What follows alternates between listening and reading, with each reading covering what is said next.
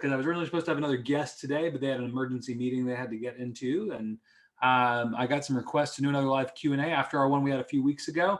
I also, at the suggestion of one of my good friends who basically said your microphone sounds like crap, I got a new mic, so I'm hoping this sounds better today. And we'll get going. I was hoping to have it for our interview with Cody on Friday, but I was not able to make that happen. So let's see. I'm hoping that we're live on YouTube here. Give me 1 second. Let me try and see if we are, because it's not pulling up on my end the way it normally does. It is. We're good. All right, awesome. So if anybody's watching live on YouTube, you guys can actually type a chat in the live chat, and if I can get to that, I will as soon as I can. But for the meantime, I'm going to go ahead and get this going. So let's see here. So we're going to pull Eli Reynolds is going to be our first live question today. So Eli, how are you today? I'm doing great. How are you doing, Adam? I am well, thank you. So Eli, my question is, what's some of the best ways? I apologize, but my question is, what's some of the best ways you've held people accountable? So in terms of holding people accountable, you're talking about. Yeah, I can hear you. It's pretty choppy, but the question I heard was, what are some of the best ways to hold people accountable? So the first thing I'll tell you in terms of accountability is accountability only works when accountability is consensual. So Eli, does that make sense? I'm going to go ahead and do a little thumbs up there or something, if it makes sense. So accountability has to be consensual. And what I mean by that is you can't hold somebody accountable for something if they don't want to be held accountable. I'm going to take us off of speaker view here and go to our gallery view. Can I get a nod of a head from times when we remember maybe sometime in our life where someone was trying to hold us accountable for something and we never consented to be held accountable for that? Can you guys all think of a time in your life where that might have happened? Okay. So it doesn't feel very good. I will go ahead and say that, right? It is not something that most of us enjoy. And I think that if we want to hold people accountable, it's got to be on their terms. So one of the things that I talk about in my mindset routine on a regular basis is I will care enough to confront, and I will care enough to help people become better. But there's a caveat to that, which is I will help people become better if they want to be better. So in terms of accountability, that conversation around accountability, first of all, they have to want it. And then after that, you have to come to an agreement about how they want to be held accountable. So Eli, give me something, a non-business example. Give me a non-business example of something that someone might want to be held accountable for.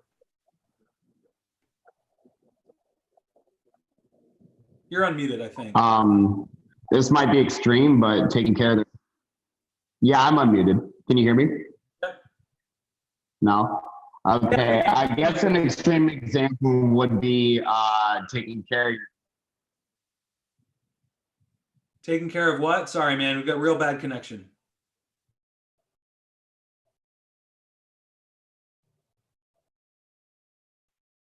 All right, so Eli's got a bad connection, so unfortunately we're gonna have to kind of finish up that line of questioning. That's what happens when we go live. We can't really rehearse, right? But if you're talking about a business example, accountability is there because it has to be. In my business, radical accountability and radical transparency are really important to us.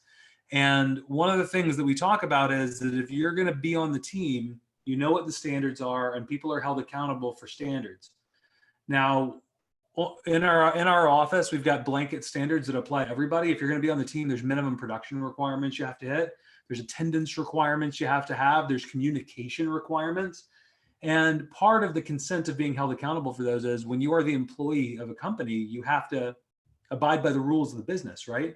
Now, notice I didn't just say production. I didn't just say, I mean, when it comes to communication, if you're going to be late, let us know you're going to be late. Don't just show up. If you need to take a day off, cool. Go through the proper channels and request time off. So when it comes to that kind of thing, where it's an employer-employee relationship, it's about clear standards. Nobody can be held accountable for something unless they know what's required of them. Okay. Now, when it comes to other things, if somebody says that they want to work on something, let's say somebody says they want to get better at something, they want to improve, then my rule is I'm going to work with someone and I'm going to meet someone halfway. So I've got my friend Adam McNally is on. I'm gonna unmute Adam so we can role play this a little bit, because Adam and I have worked together for the last couple of years. And Adam, give me an example of something, maybe not business wise, that somebody might want to be held accountable for. And I see that you have a good connection. So I'm using Adam, Eli. I hope that's okay. I'm using Adam as somebody to demo this with, because we'll be able to hear him. So Adam, go ahead. You can hear me okay, right? Totally. Okay, cool. It says unstable on my side, but if you can hear me. Holding accountable, I would say in terms of diet and staying in shape. Okay, cool. That's a so if somebody one, wants to be held accountable for diet or going to the gym or something like that, right? Sometimes an accountability partner is necessary. So for anybody who doesn't know, I've got my set of things that I do every morning, that I intend to do every morning. And part of how I'm held accountable for that is I share that with my team and with other people. So I'll actually pull this up in a moment and share this with everybody so you can see it. Because for me, it's pretty important to have that accountability.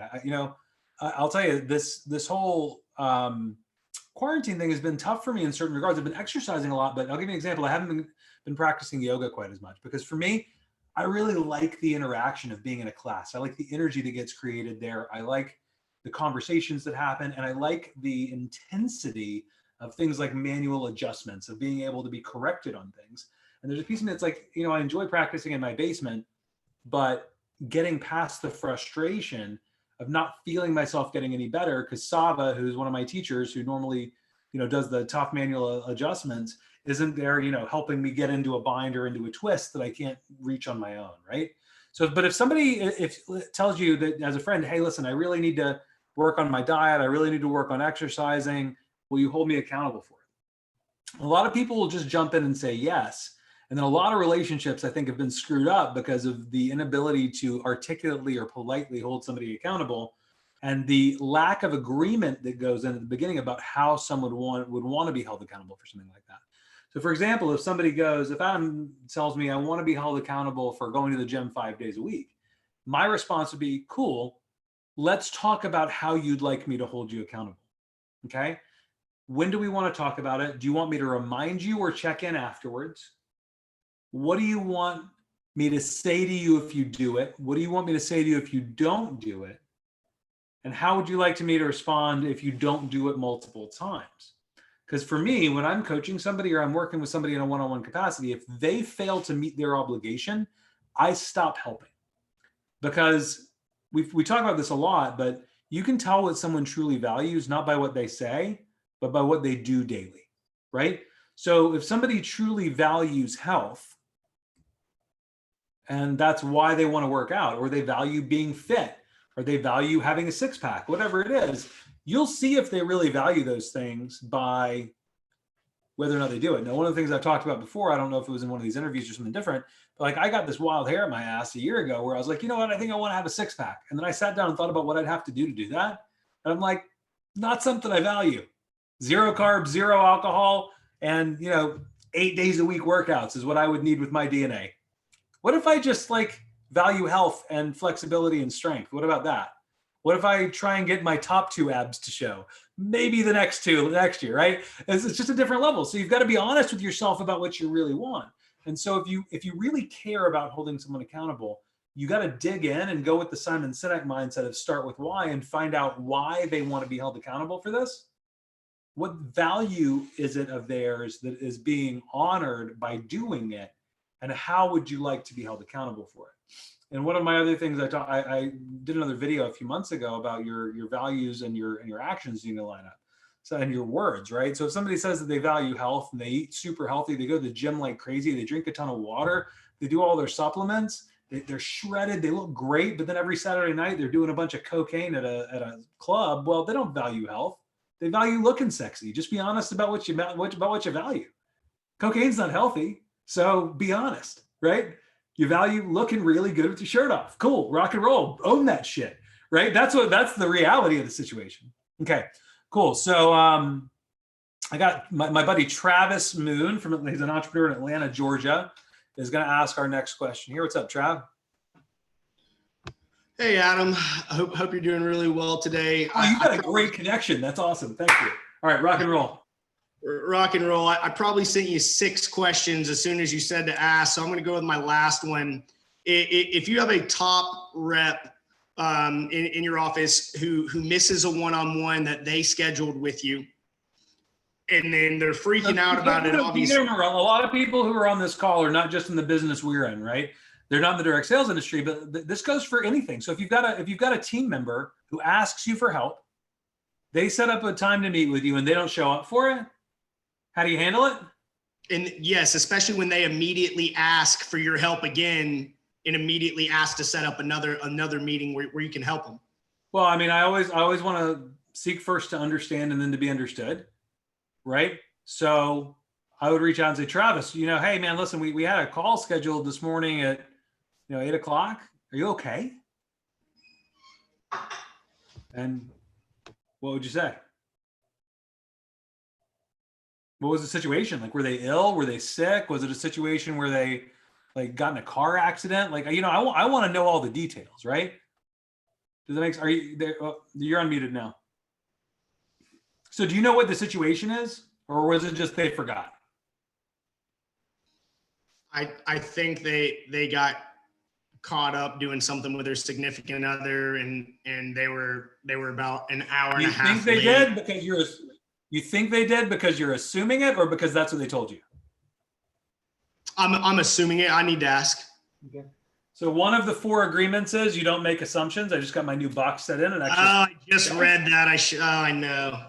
So we don't ever want to assume. I've actually got it. For anybody who doesn't know, it's one of my go-tos in terms of the way I try and live my life. But right there, it says don't make assumptions is one of the 4 agreements. So I want to understand the reasoning. Hey, listen, Travis, you're very rarely late, man. And it's not like you to miss a call. Are you okay? And if they're like, start making a bunch of BS excuses, it lets me know that my time is not valuable to them. If they are straight up, dude, I am so sorry. I got caught up. I forgot. I screwed up. My mistake. It won't happen again. Can I have another chance? My answer is yeah, totally. If it happens again, my answer is no. Right? And so, because people make mistakes, second chances are great. Third chances usually aren't. Right? So the best behavior, to me, the best predictor of future behavior is past behavior. Right? So if somebody makes a habit of that, a couple things. Number one, it says that they truly don't value what they're saying they value from you. And it also means that they don't respect your time, which generally means they don't respect their own time. And so before I would give somebody else a commitment of more of my time, I would have an expectation from them that they have more of a commitment of their own time. Does that make sense, Bob? Yes, sir. Absolutely. Thank you. But if there's like, come on, man, it's no big deal. It's just one-on-one. I'm done. Right? So this happened to me a couple weeks ago. My buddy Joe and I and it wasn't anything big. We were just supposed to kind of sync up about a meeting we were running the next day. We had a call that we were co-leading. My buddy Joe and I we were just texting back and forth. Can you talk at this time? And I was like, yeah, it should be no problem. I go out on a walk with my wife and kids. It's warm out. I had no idea that while I was on my calls in the afternoon, my kids were like hiding water balloons all over the garage. And I come back and I get pelted with water balloons. And we get in a water balloon fight. And it's awesome, right?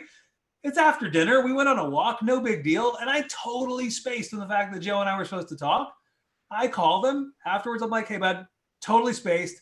Got back from a walk and my kids started whacking me with water balloons. And he's got kids too. I was like, so I had to end that shit, right? Like they could start it, but I'm finishing it. And so it was just fun. And it was all good. I was like, is now still a good time for you? Whatever. Yeah, great. Awesome. That's it.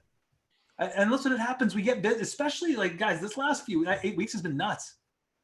I've had a ton going on and I've missed a couple of things here and there. I've had to reschedule a few things. And the whole thing is that if you make a habit of it, you're not really sorry. But if you're really sorry, you make up for it. I missed a one-on-one. Somebody asked me just for a few pieces of advice. And I was like, yeah, let's talk on this date. And I just spaced. I got caught up doing stuff. I realized that I called him back. I said, hey, I'm really sorry. I have time on these days. Which day works for you? And I sent him a copy of a book as an apology gift because I screwed up. And so I think if people own it, it's different. But if it becomes a habit, it's different. Does that make sense, Travis? Yes, sir. Thank you. All right. Cool. Awesome. Let's see here.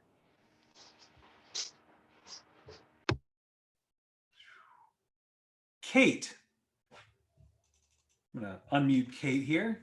Kate Eve, you are live. Hey, Adam. So, super appreciate the call.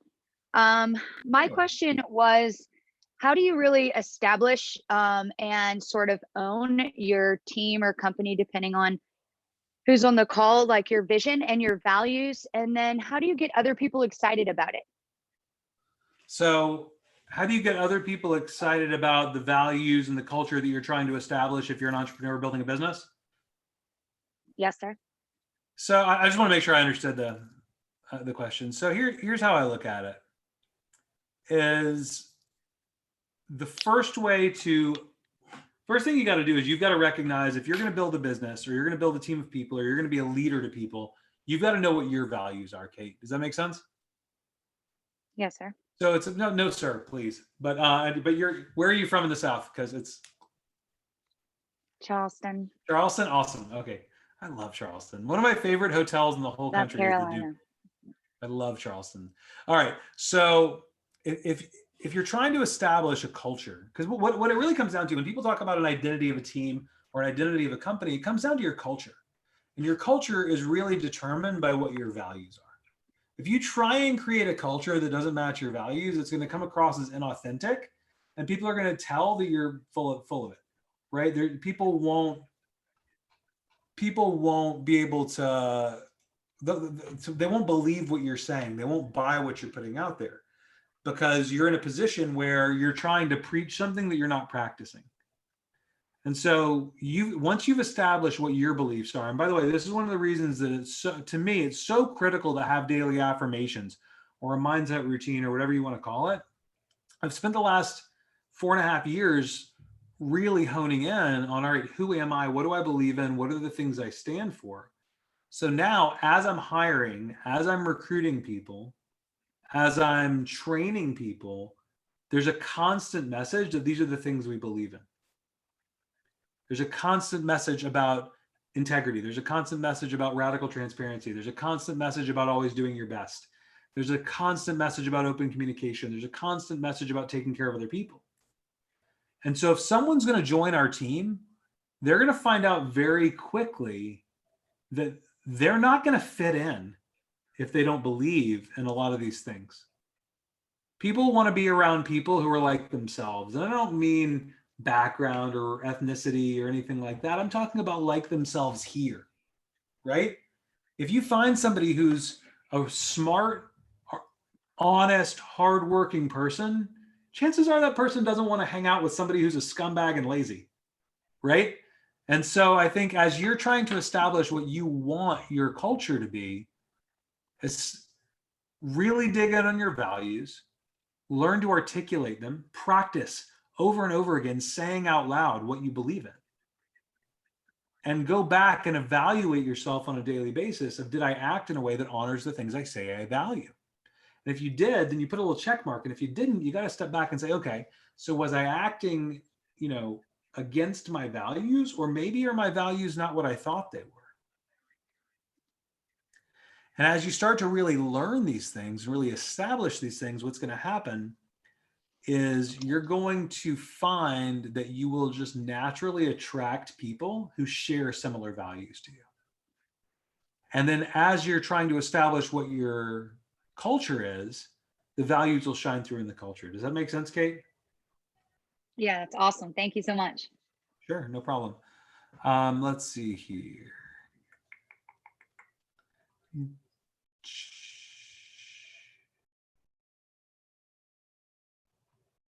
Rocky, I'm going to unmute Rocky here. Rocky has a great question. Rocky, hit it. I kind of wrote this question a while ago, so I don't remember exactly how I worded it, but how do you dilute procrastination, or why do people procrastinate in the first place? That's a good question. I think it depends on the person. Okay, so, and it depends on the person and it depends on the situation. There's multiple reasons that I'm gonna leave you unmuted, Rocky, because I don't want you to I don't want to actually I've got it so I can unmute you again. So why do people procrastinate comes down to a couple different things. What do you think some of the reasons people procrastinate are? What do I think? Yeah, Maybe what do you that think? they're scared. Okay. So one is that maybe they're scared, maybe they're afraid of what if I don't succeed, right? What happens if I fail? Totally one reason people procrastinate. What else? What do you think another reason might be? What if I don't succeed? So maybe that they're scared to achieve the goals because of the consequences, but I'm thinking maybe on the other side of things, maybe they're procrastinating because something to do with success. Like it's so foreign to them that they don't understand like what it takes to get there, perhaps. I don't know. So, okay, so you got fear of failure, you've got fear of success. Those are definitely two. But some things that people don't think about are one is maybe they just don't really want to do it. Right?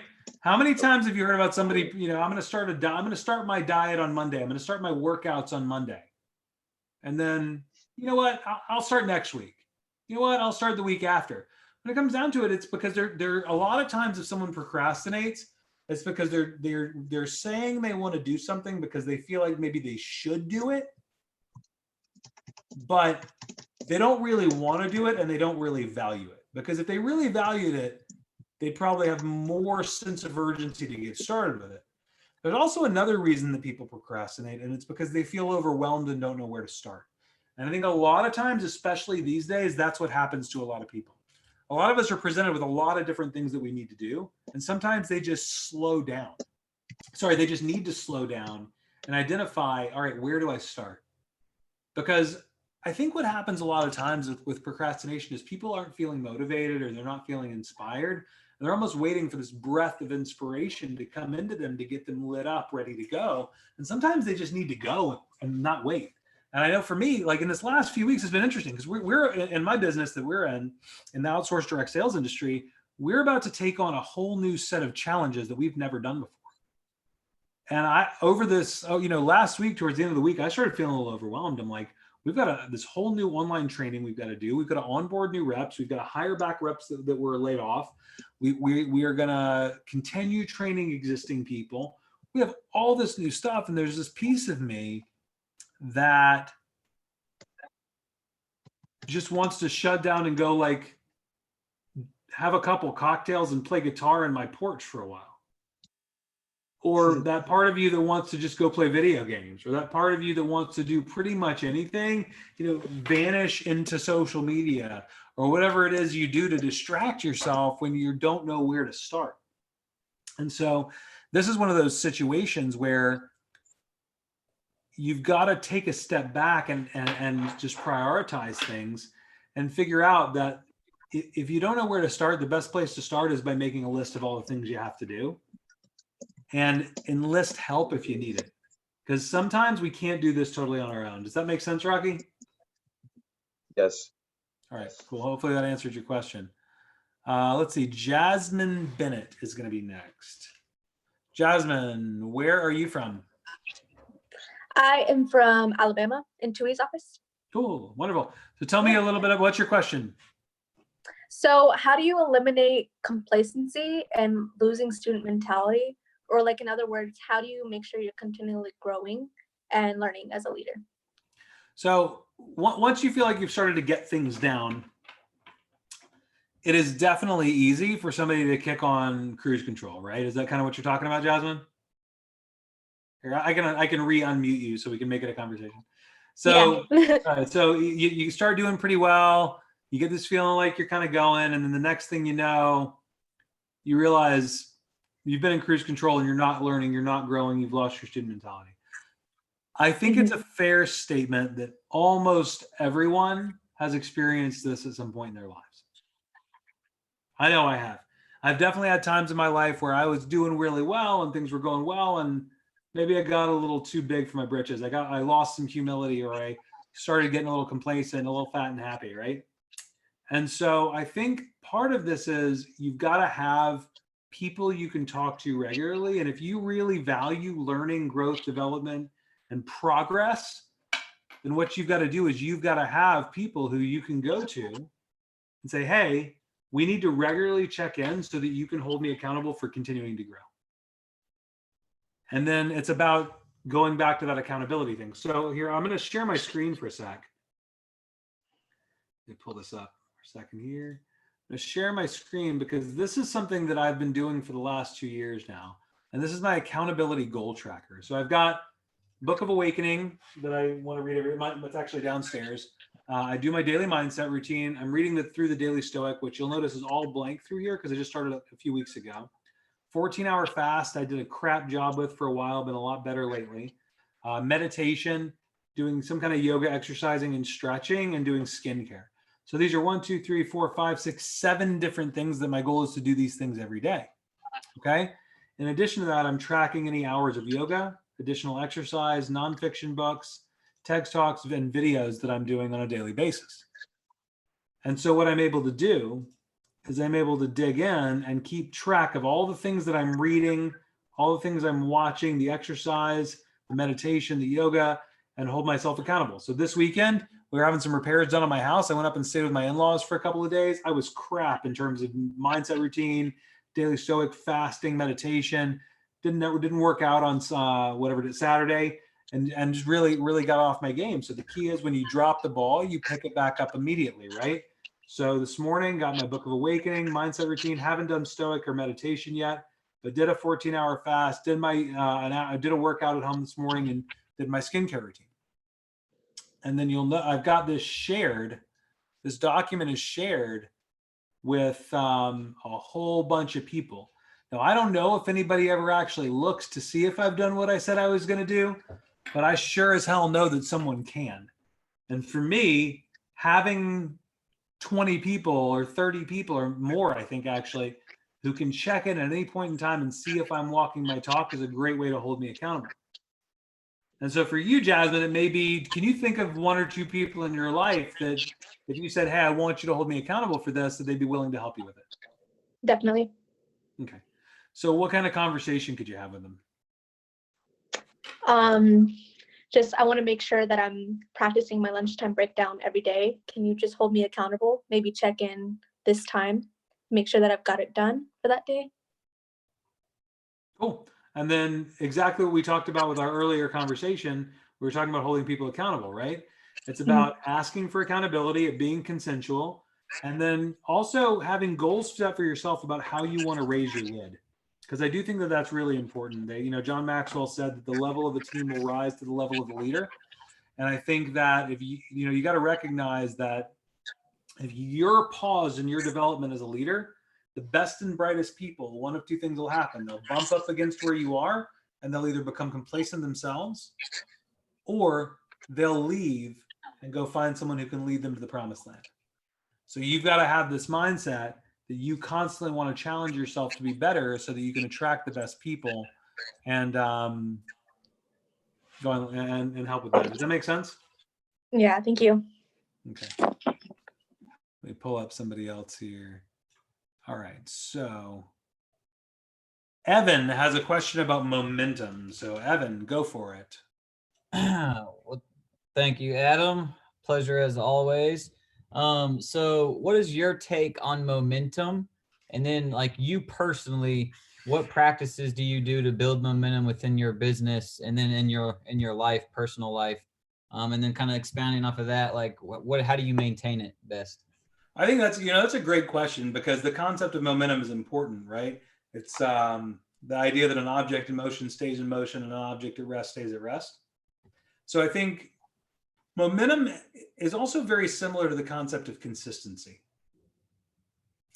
And one thing that people have to understand is that momentum can be good or bad in the same way that consistency can, right?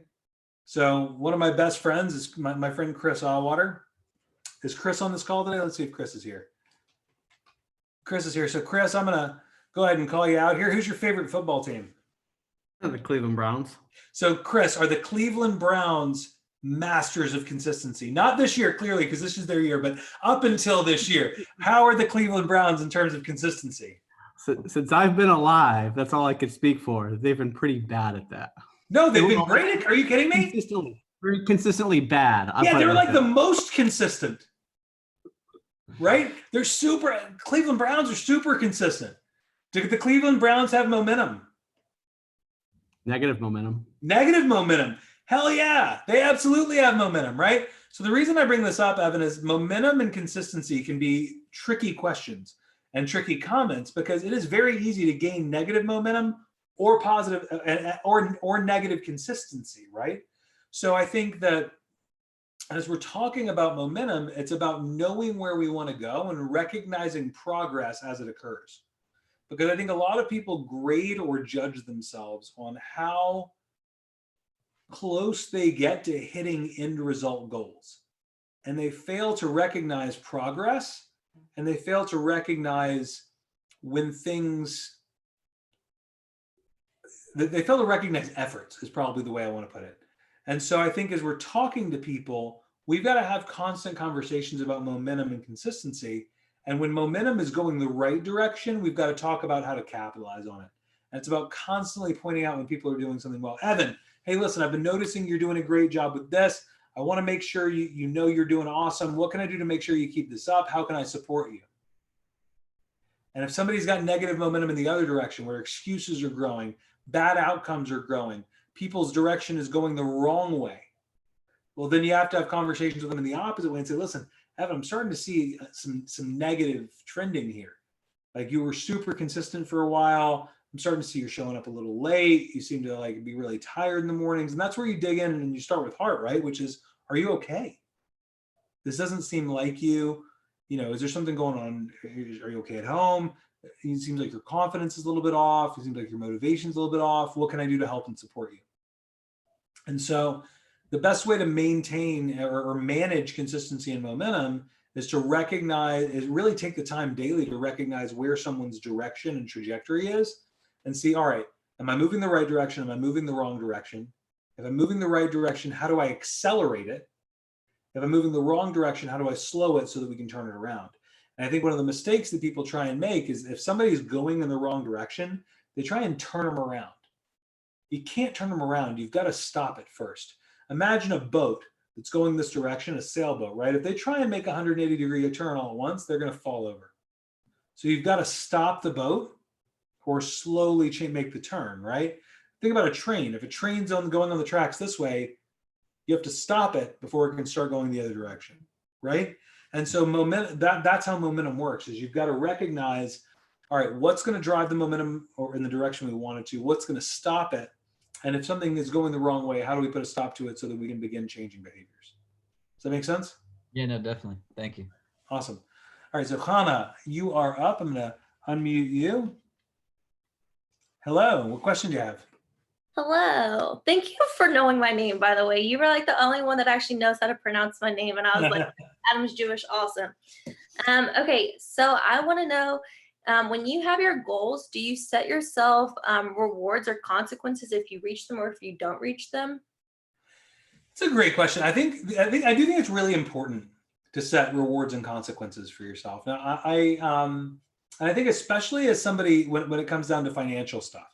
So if there's stuff that people want, one of the things that we've talked a lot about recently as a team is financial responsibility, because clearly the economy is changing, right? And I think that when somebody, one of the things that we advise people to do financially is set up multiple bank accounts, right? Like you've got your bills bank account, you've got a savings account, and you've got your fund money. And then also set up things like a Roth IRA and eventually retirement plans and all these kinds of things like that.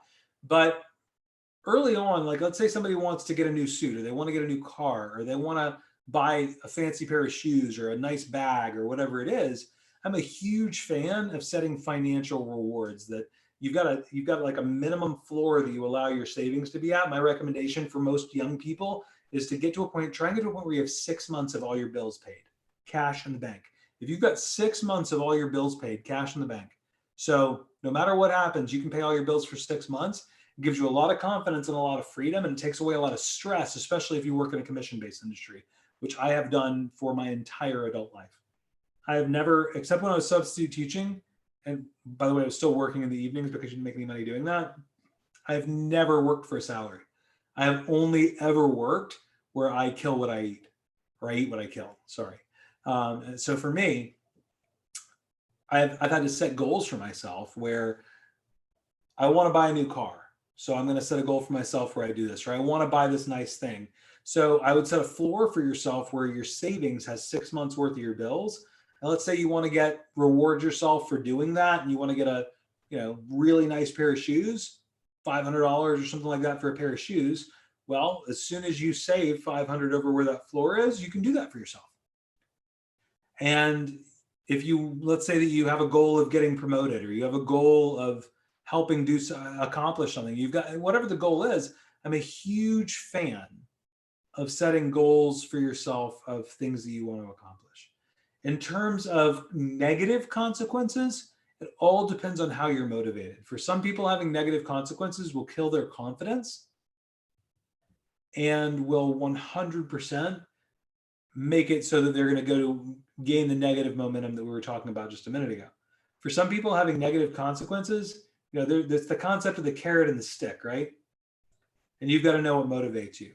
So I think, I have my friend Brandy used an example of when she was early in her career, she would set a goal for herself that she had to make a certain amount of money every week. And if she hit that amount of money, she could go out and have drinks with her friends on Friday nights. And if she didn't go out, hit that reward, she wasn't allowed to go out. And instead she had to stay home and have saltines and salsa for dinner, because all her friends were going to go over margaritas, chips, and salsa. So saltines are cheaper. So that was her consequence for herself, negative consequence and not positive consequence. And there's something that I call a 2-sentence goal setting structure. And what I'll do is I'm going to do another screen share here. I'll do it as a whiteboard, because I think this is an important thing. So let's see, I'll share this here. It's a 2-sentence goal setting structure. So it goes like this. If I choose to blank, I get to blank. If I choose not to blank, I do not get to blank and have to instead. So Hannah, give me a goal. So give me an example. A time goal, or just like something that we can fit into this sentence. Okay. Let me use my friend Brandy's as an example, okay? Yes. If I choose to hit my goal this week, I get to go out with my friends and have margaritas and chips and salsa Friday night. If I choose not to hit my goal this week, I do not get to do that, and I have to stay home and have saltines and salsa instead. So give me an example of that might apply to you. Okay, so if I choose to reach 1,000 a week, so let's do that. And then if I don't get that. So what's your reward? What do you get to do? Buy myself Starbucks, because I'm not trying to buy myself Starbucks. So buy myself. Okay, Starbucks. so no, that's a great one. I absolutely love that, right? So for me, guys, like I am a believer. First of all, I don't like Starbucks coffee, but that's a separate conversation. But there are people who like Starbucks as a way of life, right? They love it. There's something about the consistency of it. Kind of going to Starbucks in the morning feels like home, or whatever it is, right? So cool. So if I make 1,000 in commissions this week, the next week I get to stop and get myself some Starbucks on the way to work. So give me the alternate sentence. So if I choose not to reach 1,000 a week, then I don't get to go to Starbucks for 3 weeks or 2 weeks or something like that. Or just do it on a week by week basis. Yeah. Right? And you have to do what instead? That's where the consequence comes in. I mean, I would say not drink coffee, but no. But here's the thing. So if I don't drink coffee, I am miserable and dying, right? Like I am okay with that addiction for myself. Okay. So maybe, hey, if I make $1,000 this week, I get to stop every day next week and get my whatever Starbucks I want on the way to the office. If I don't, then I'm going to go on my way home on Saturday. Okay. And I'm going to get the cheapest, shittiest, off-brand garbage caffeine I can. And I'm going to suck that down because it's better than nothing. And that will drive me to make sure I hit it. Now, the question is, what happens if you make $999.67 this week, Still doesn't count in my still doesn't count, right? Yeah. So goals are goals, right? If you're 3 inches away from the from the goal line, you didn't score, right? And so this is where accountability partners come into play that we talked about before, right? This is where it comes down to, okay, well, you said you wanted this. What are you doing it? So that's where you've got to have someone in your office or a friend that you can count on, where you let them know, hey, I didn't hit my $1,000 last week. So if you see me with Starbucks, I need you to call me out next week. And that's that kind of thing that we talk about with how do you hold yourself accountable and have others help you. Does that make sense, Hannah? Yeah, totally. So this structure works great for short-term goals and it works great for long-term goals. And for me, the massive word in there, and I capitalized it for a reason, is choose. Because I truly believe that success is a choice and so is failure, right? If I choose to become wildly successful at business, I'll get to live in my dream home. I'll get to drive the car I want to drive. I'll send my kids to the schools they want to go to. I'll take fantastic vacations. I'll be able to spoil the hell out of my family. I'll be able to give back to charities. If I choose not to become wildly successful in business, I will not get to do those things. And I will have to watch my kids go into debt for college, live in a crappy house, watch other people succeed while I fail. And the other thing I'll have to do is I'll have to own my part in it. Because I've said publicly for years that I do believe that it's the right thing to do. All right, so let's see. Joey, I'm going to have you go next year. Joey works with me in my office in Atlanta, Georgia, at DMC Atlanta. Joey, what's up? Awesome, man. So I have a long question. I'm sure you saw it in the chat, but kind of just got me thinking. We were talking a little earlier. You know, I've been reading a book about Take the Stairs by Rory Vaden, and he's got this idea of will versus skill. And I think that a lot of people, especially in our business and in just business in general, they definitely have a lot of skill sets. It's just learning to adapt to those skill sets and, you know, push those things forward. So my question was, you know, what's the conversation that you have with someone on your team who you see like some form of talent in that maybe they don't see in themselves, and that's affecting their willingness to maybe go out and do the job to the best of their ability? What's the conversation that you have with them? How do you relay that information to them? Well, I mean, you work with me on a daily basis, so you know that one of my whys of why I exist is to help people eliminate their limiting beliefs, right? Yep. So I look at it as a responsibility that if we see something in someone, we need to let them know. Because sometimes, I don't know if you guys know this or not, I don't know if you've ever felt like this, but sometimes the only thing someone needs is for someone else to believe in them. I don't know if you've ever felt like that before, where almost like if somebody would just give me a shot, I know I could do it. Right? And so I think it's important that you recognize that in people and when they need it, and that you give people an opportunity to shine and you give people an opportunity to show what they're able to do. At the same time, we talked about this on a call last week, I think, but knowing and not doing is the same as not knowing. Right? So there is a difference in will versus skill. And I think when it comes down to it, the key to this is radical transparency. It's about willing to have uncomfortable conversations. Because let's say you really like someone that you work with, right? And you see a ton of talent in them, but you're so afraid of conflict that you don't want to rock the boat, or you don't want to risk ruining their confidence, or you don't want to upset them. And so you allow them to do less than what they're capable of doing. And I've done this for years. It was something I really struggled with. It's one of the reasons that it's one of the reasons the 4 Agreements resonated as much as it did with me, because there's a concept in there about always doing your best. It's also a reason that in my daily mindset routine, I talk consistently about compassion for other people can't be an excuse for ignoring standards. And so we've got to let people know what we expect of them. I don't expect anyone to do more than they're capable of doing. I don't expect someone who on my team who's 5'1" and has never played basketball to go be able to dunk a basketball, right? I don't do it. But at the same time, I do expect someone to try their hardest at whatever they're supposed to be doing. And I try and set people up for success. And I want to make sure that people feel that they have an opportunity to succeed based on the information and the training that they're receiving. And if somebody feels like they're not prepared, it's our, as a leader, it's our responsibility to get them prepared. If they are prepared and they know what to do and they're just choosing not to do it, it's critical that they understand that we have an expectation of them doing their best. And if they choose not to do it, then it's a different conversation, because one of my values is always doing your best. And then I don't want to work with people who want to half-ass it. As they say, always use your whole ass. Does that make sense, Joey? Yep, I appreciate it.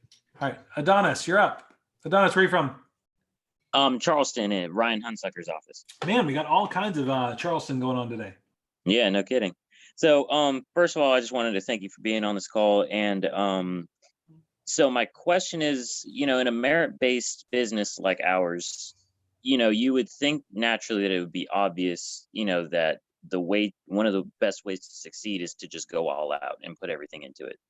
But what I found is that it's not always quite that obvious, especially with new people coming in. So is there a way that we can encourage that, to go all out and to put everything into it? It seems like you have to inspire some serious passion to do that. How does that look like? So it's the question, let me make sure I got it. How do you get people to do their best? Yes. So I think it's funny, because I think a lot of these questions have centered around similar things, similar to what Joey was talking about, right? How do you get people to do their best? So one thing is, I think as a leader, set the example of always doing your best and talk about that as a value. For me, it used to really drive me crazy and really bother me when I saw someone with a ton of ability who chose not to use it. Right? You're like, man, this person has no idea how good they are. And one of the things that I've had to put on myself is, in my mindset routine, I talk about the fact that my goals are not the goals of others. And it's something that has taken me years, and I mean literally years, to get my head wrapped around it. Number 9 on my daily mindset routine is, I will not push my ambition and standards on those who don't want it. To do so would be belittling, demeaning, judgmental towards the goals of the individual. I am responsible for me. My goals are not the goals of others. Those whose ambition matches mine will get on board, and I will not allow those whose ambition and work ethic do not match mine to hold me back or influence anyone on my team.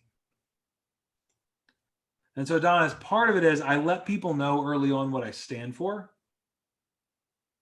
And when I'm getting to know somebody and I'm hiring somebody, they know what our values are to a point where I almost believe they are uncomfortable to come work with us if they're the kind of person who always needs to be told to do better. Mm-hmm. And so I think the more you can hold yourself to a high standard of always doing your best, the more people, as you speak to them, will understand that it's something that you value.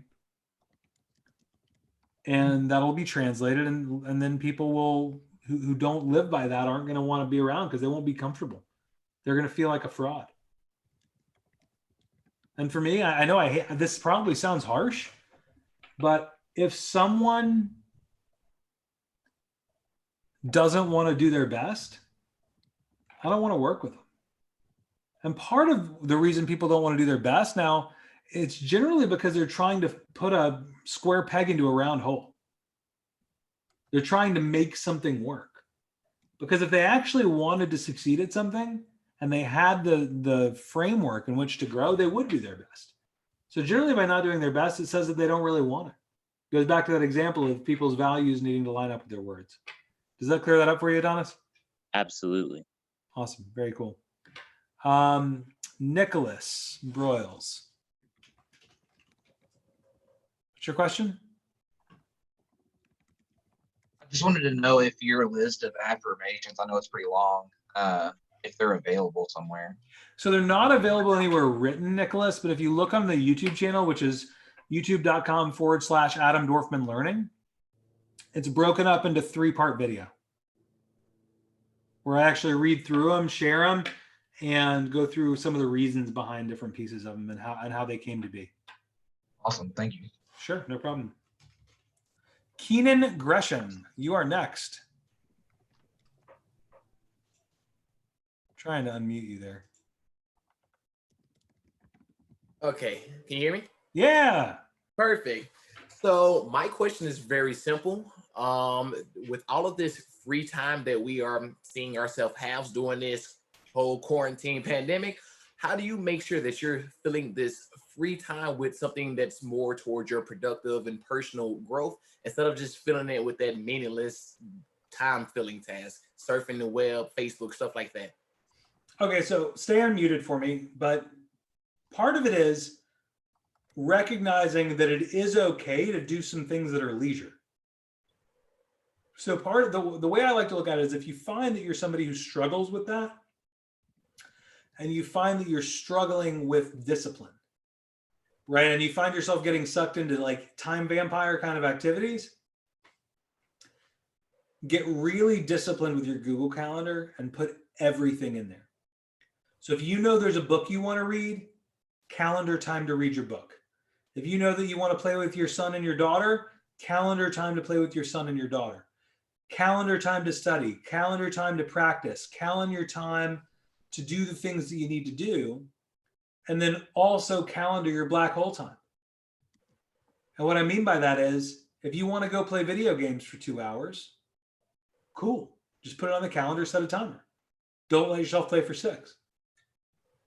And it's funny because both my daughters are like, we give them screen time during the day, and one of them is no problem at all. Like, hey, it's time. Okay, cool. Hops right off. The other one is like, we got to be careful with it because she gets so wrapped up in it, she'll just vanish. And I think a lot of us are the same way, right? It's easy, you know, I don't know if you guys know this, but Netflix has an option where it doesn't automatically play the next episode. You don't have to binge. You can watch The Punisher over the course of a couple of weeks. I'm proof, or the other thing is you can also tie things together, right? So anything that I want to watch that my wife won't like, which generally involves like either British comedy or violence, like those are not her things. I like both. So either one of those things, my rule for myself is I can do it when I'm on the elliptical machine. So during this quarantine, I did binge all of the first season of The Punisher, but 30 minutes at a time while I'm on the elliptical, and then I switch to listening to a book while I do weights. And so it gives you those reasons to do those things. If you want to spend 20 minutes a day looking at your phone, going through social media, do it. Who cares? If you want to go play around on the internet or play around on a video game or anything else, do it. It's fine. But the key is calendar your big rocks first. You've got your meetings you've got to be on. You've got your Zoom calls. You've got your workshops you've got to do. You've got your planning and preparation that you need to do for the next couple of weeks, right? You've got family stuff. Keenan works with me in Atlanta. Keenan just got married. He's got to take care of his family. He's got all these things he's got to take care of. But it is okay to calendar for yourself. I need to have this hour by myself. And in my house, for me, Keenan, that hour is in the morning, first thing. So nobody else in my house gets up till at least 7:30, 8 o'clock. My alarm goes off at 6:30. So I can get up, I can feed my fish, I can drink a thing of water, I can sit down with my Book of Awakening and my mindset routine and my cup of coffee. I can have that time to get mentally ready for the day so that I can propel myself to a successful day. I find that even at almost 42 years old, after years of working on myself, if I don't get that little bit of time every day just to get my head right in the morning, I can be a bit of an asshole. And so I make it a point to make sure I get those things. And then my wife and I have a rule that if one of us needs time, we just got to say it. No, we may not be able to do it right now. Clearly, if my wife needed time at 1 o'clock today, that wasn't going to happen because I've got a webinar with 250 people and people watching on YouTube. That ain't going to work. But if she needs some time to herself at 5 o'clock today for an hour, then I'm going to take the kids and she's going to get that. So it's about open communication, radical transparency, planning, and preparation. The more you put into those things, the better off. And guys, we're out of time. I really appreciate everybody logging on today. We'll do another one of these soon. If anybody has more questions, feel free to pop the questions on the YouTube channel, and I will do my best to answer them. Everybody have an awesome day.